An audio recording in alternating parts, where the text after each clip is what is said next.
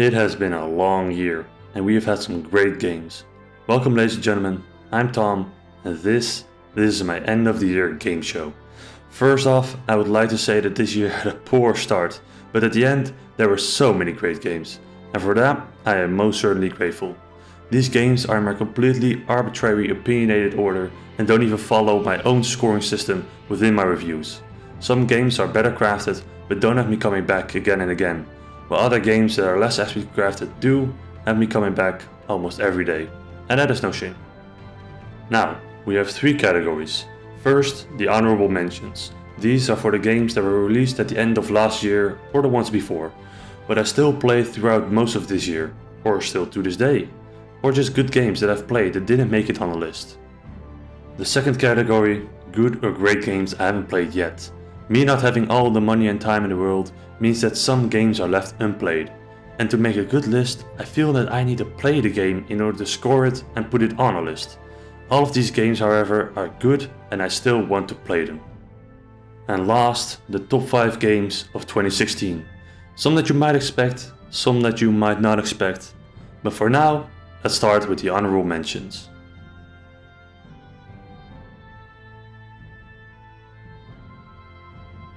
Call of Duty Black Ops 3. A game with multiplayer that hooked me the first moment I played it. It came out late last year, but I played it mostly throughout 2016.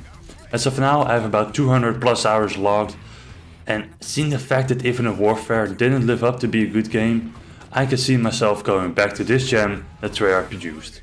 Well done. Hearthstone Heroes of Warcraft. I know, this game came out early 2014, but support from Blizzard with content patches and new mode additions like Tavern Brawl is absolutely amazing. I can't give the game a bad rap for still having me play it every single week, and not to mention the new cards and cards they keep adding in. I didn't know a game could survive this long and keep a player base this healthy. And for that, Blizzard, I am grateful. Well done. Hover Junkers. Now this game came out this year, and even though my score was low, the game itself is awesome. There's just a huge massive content gap that prevents people from buying a Vive and going to town with it. The multiplayer deserves to be thriving in this game. It really does, and I hope one day it will. But for the mechanics that are here now, I thank you. Well done. Which brings us to the next category, good games I haven't played yet. Sid Meier's Civilization 6. Civ 6 is one of the many Civilization games I want to pick up and try out. Maybe it's the steep learning curve that's holding me back, maybe it's the wallet, who knows? But one thing I know is that Civ 5 and Civ 6 are both great, and I should have no excuse to sell my PS4 and just get it. Except I need my PS4. I need money. But for now, Sid Meier, I thank you. Well done. Dishonored 2. Follow-up to the award-winning Dishonored 1. I liked the first, even though I wasn't so great at stealthily making my way through the maps. And this probably won't be that much different.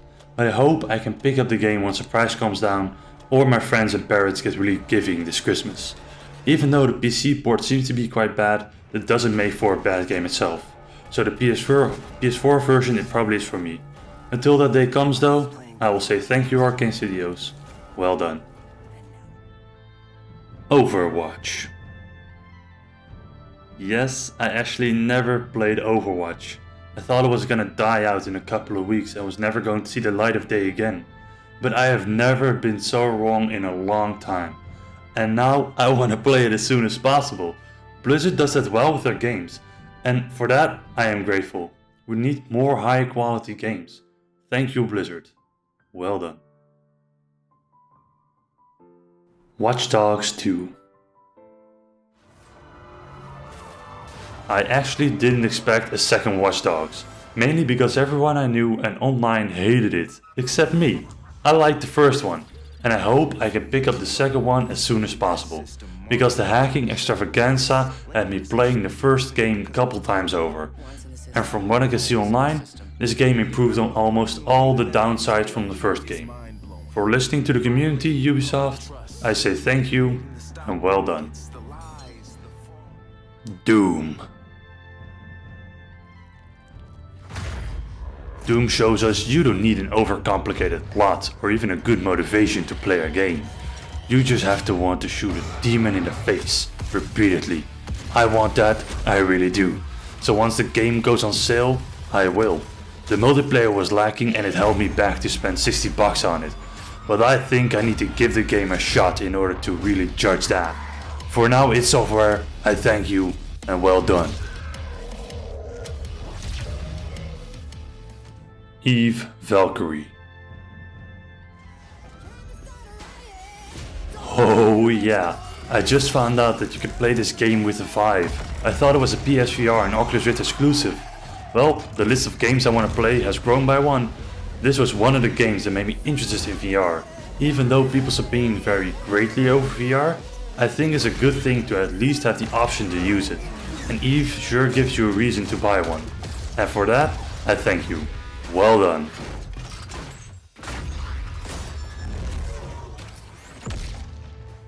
Now, the top 5 games of this year according to me. Please keep in mind, this is completely my opinion, and these are only the games I've played. The games I haven't played will not be in here. Number 5.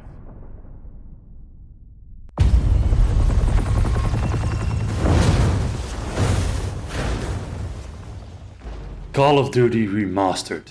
Yes, the remastered game of a game that came out years ago is actually one of my favorites this year.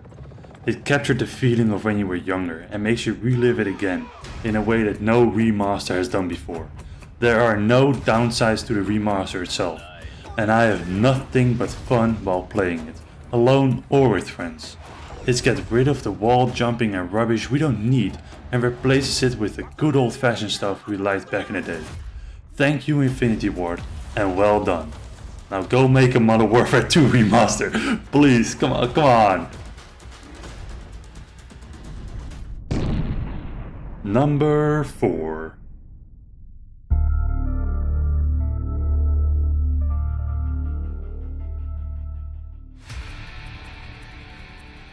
Redout with the HTC Vive.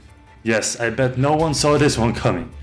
When looking back at the games I've played this year, I saw this title and was instantly remembered to the days of epileptic attacks I nearly got while playing. For one, it is fast, and I mean really fast. And two, because the Vive makes it so much more enjoyable than with a normal screen. This is how racing is supposed to be, and nothing on a normal screen has felt quite like it since.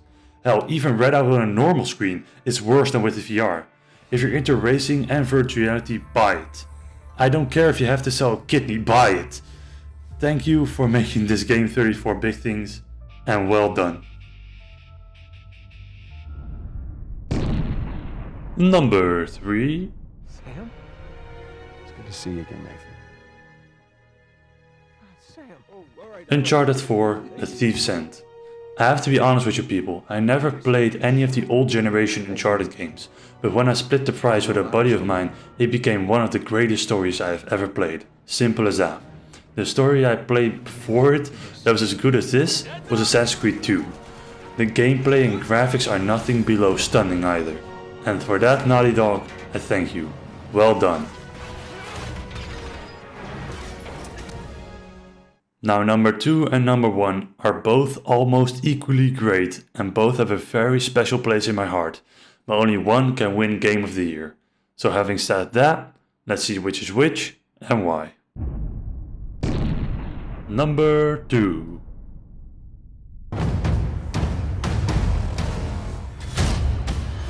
Yes, Battlefield 1 is not Game of the Year, but it's still one of the best games I have ever played. Multiple evenings a week I spent this game playing with friends, blasting enemies time and time again. The replay value is uncanny and only shows how great DICE is at making fun games that have you ignoring the clock as the hours pass by. Aside from that, a campaign that gives you the feels multiple times during your play sessions, and well, you have a game that is worth your money in gold. I have to give a huge thank you to DICE and I have to say well done. But which game could be better than Battlefield 1? Well, the number one game of 2016 is...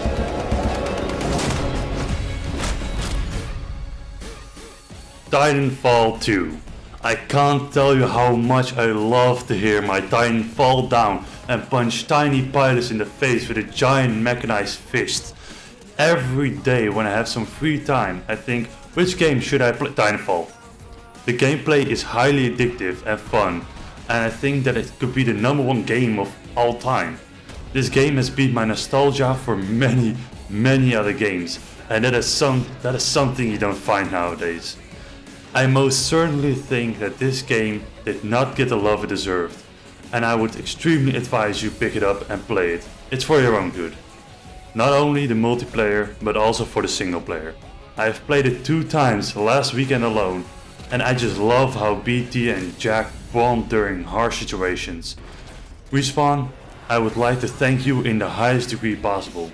Well done, and congratulations on my very first Game of the Year award. That was it, guys and girls. Tell me, do you agree with my list? Do you have any of your own? Let me know in the comments below. I've never asked this before, but a lot of work went into making this video, and I would greatly appreciate it if you left a like and show it to a friend. See if they have other opinions or not. My name has been Tom Renegade, and I will see you next year.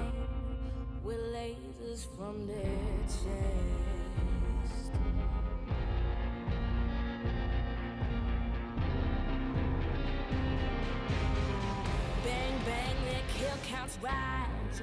Bang bang, their enemies.